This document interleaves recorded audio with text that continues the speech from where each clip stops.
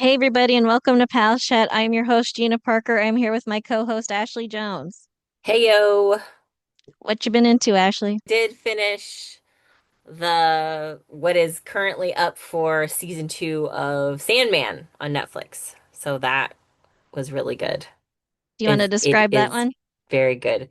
It is a adaptation of a comic book written by Neil Gaiman, and it chronicles the life and adventures of the embodiment of dream. And he's part of a set of siblings that represent various aspects of the human experience. So there's dream, there's destiny, there's death, desire, despair, delirium, and destruction. I remember them all. That's amazing. Um, but yeah, he has quite adventures, and he's an eternal or an endless, they call them. And so they have lived for all of human existence, based on the sort of opposites of what the creator made. So when there was life, there was destiny, and once there was birth, there was destruction, and once there was, I don't know, love, there was desire, and so on and so forth. Happiness, joy, despair, awake, sleep, dreams. So all of these entities became by the creator creating their opposites, it seems like. And it's really cool. The first season was really good, and the second season to me is even better because they're really exploring the true nature of being an immortal being. So living through multiple centuries and being apart from, but also connected to the lives of humans. And so watching them make these, like, as we know historically, cataclysmic mistakes of like war and famine and, you know, belief structures warring and just all this like calamity, and they're sort of removed from it, being immortal and being in their own domain or world, but affected by it because they are the entities that cause these things to happen or that are part of it. So it's like it's neat because it looks at, I feel like it's mirroring for the viewer what are the repercussions of free will and how are these beings being affected by the decisions that are made by the humans. So it gets real deep. Let me just put it that way. It gets real deep. Hmm, that sounds great. It's Great so pitch. good. It's so good and visually stunning too. Like it's very ethereal, and the background and the cinematography and the costumes and the lighting are just such that you completely immerse in this world. I walk away from the show going, yeah, that's a real thing. I saw that. Like I can imagine Dream being a real entity and like somebody I could actually speak to. It's so immersive that way. So yes, high praise, great show.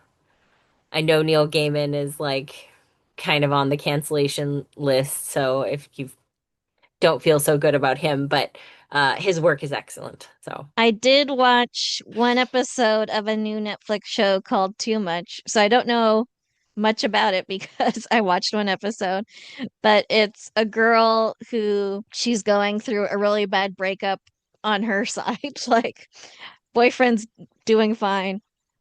He's moving on. He's engaged. She's still very hung up on him. And so she gets an opportunity to go to London for a few months for work. And it's like a comedy type thing. From comedy, maybe. I don't know. I'm still trying to check the vibe. Seems fun so far. Also, Scrubs is coming back for a 10th season, which is one of my favorite shows of all time. So that's exciting. Did you watch that one? I did. Huge fan of Scrubs. Yes. Loved Scrubs. That was something that I definitely watched with hubby. Like that was something we watched a lot when it was new. All right. So we're talking about the rest of August and the beginning of September 1985. And this recap that we'll be going through right now features one of the most iconic moments in the 42 years of All My Children. So I'll show that to you and see what your reaction is to that. Just really quickly, Palmer got ex-con Sandy to cross state lines with Andrew, like his evil plan was. And so he is blackmailing her to sleep with Cliff so that he has reasons to end Cliff's marriage to his daughter, who's in the sanitarium, because he's just trying to destroy him because Palmer's a bad guy. Anyway, Mark and Brooke broke up. Erica is thrilled about it. You know, all I want is a pleasant evening. And since you are leaving, I think that still might be possible. Well, I'm going to have a pleasant rest of my life now that I know you're not going to be my sister-in-law. Because she hates Brooke and thinks her brother's too good for her. And, they're heartbroken, but whatever. Erica's also warning Gilles to stay away from Brooke so that he doesn't get drugged down with her. And so that's the other people. And now our focus is all Erica. So, some things I forgot to mention. When I said Adam was redoing Erica's movie, he intentionally created a very bad edit of the movie to be re-released so that she would be emotionally upset by it and drive her into his arms. The other thing was that Adam found out that Jeremy was a mercenary and he told Erica. And since Erica's husband was killed by mercenaries, she stopped talking to Jeremy. So Adam gets Erica ready for this movie. Adam also threatens Jeremy, like he's just still very horrible to him, despite finding out he's a hired killer. Like, don't mess with that guy. Like, common sense. But Adam asks Stuart to pretend to be him one more time so that he can win Erica back. But Adam's definition of winning Erica back is, terrible. So when she's upset after the movie premiere, he drugs her and kidnaps her. And Ashley Jones, do you have a guess of where he kidnaps her to? I'm talking countries. Oh, countries. Uh, Switzerland? Canada. Canada, of course. He kidnaps her to the island of Canada, or an island off of Canada that he owns, Okay. as you do. And so they're in a faked kind of plane crash. And which leads to Erica running through the woods, trying to escape Adam and everything. And one of the most iconic moments of in All My Children history, which I will share with you. Get away from me, you disgusting, disgusting beast! You may not do this! Do you understand me? You may not come near me! It's enough! Do you understand me? I have had enough! I am Erica Kane, and you are a filthy beast!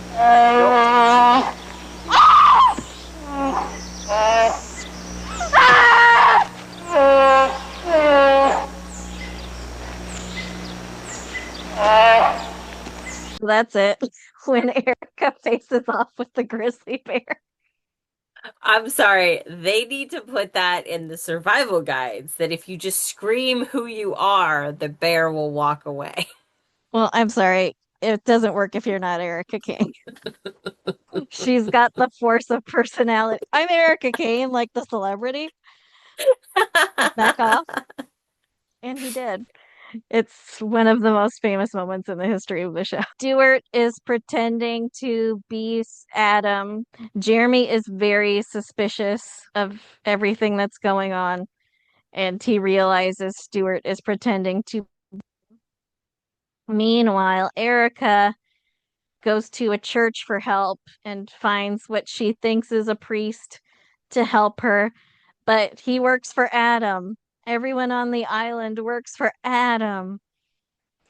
And so I don't know if that's typical of Canada. I haven't been. I don't know if there's secret priests, working for billionaires regularly. You'd have to fill me in on that. But Uh, Not that I've ever seen, but I suppose that if you own the entire island, then yeah, everyone kind of works for you, right? That lives there, works there. Um, he wasn't really a priest, I should say, for the record. He is just I dressed as a priest. dressed as a priest near a A church. church. Hmm. So what does he actually do there? He just walks around looking for, kidnap victims that the billionaire has kidnapped. Yep. Like, And just in so, case they run away, you got to be security dressed as a priest. yep. So he rounded her up and brought her back to Adam, and she wants nothing to do with him. He's already attempted to rape her since this started. And so he's not letting her go. No one on the island is letting her go. But Jeremy appeals to Stuart's good nature and is like, "Hey, I'm really worried about Erica. She's missing. Can you please, like, tell me where she is?" And Stuart finds out that she's on the Canadian island that Adam owns and lets Jeremy know so that he can hopefully do something. Winners and losers. Oh my gosh. So Stuart is the winner for coming around to like understanding that like his brother is a crazy person who's like obsessed with Erica. I assume next time I'm gonna find out what Jeremy does with that information. I gotta say the loser is Erica. I mean, I feel like even though she like is kind of conniving and she's like excited that, Brooke and Mark break up, but no one deserves to be kidnapped to an island in Canada. I'm sorry, no one deserves that. And also attempted rapes. Like Adam Attempted has rape, yes. already No tried one, to rape her once and she's yeah, still no, kidnapped. and she was drugged. I mean, that's just like, I'm sorry, that's just, I feel bad for Erica. I usually feel bad for Erica despite all the stuff that she does, but that's particularly bad. Yeah. I mean, I'm so tempted to give it to her just for the way she handled the bear. Winner. Mm-hmm. I'll give it to Jeremy for being the one to figure out Adam's evil plan. He's the winner of the week. Erica definitely gets an honorable mention though for talking a bear out of attacking. Oh, I love it. I love it. It's my favorite. Anyway, loser. I'll say Adam for being a psycho. That's You pretty know, psycho. I mean, he just, yeah, she didn't want to be married to him anymore, so he drugged her, kidnapped her, attempted to rape her, is trapping her on an island where I think he's telling all of his employees on the island, like, "Oh, my wife's unwell. She's not being held here against her will," type thing. But Mm-hmm. she keeps begging everyone. She's like, "Please just let me use a phone. Let me call my mom," and no one is. It's really messed. It's pretty messed up. All right. That is it for this week. Please like, subscribe, comment, buy our Buy our merch. merch. There we go. Follow us on Patreon. Hmm.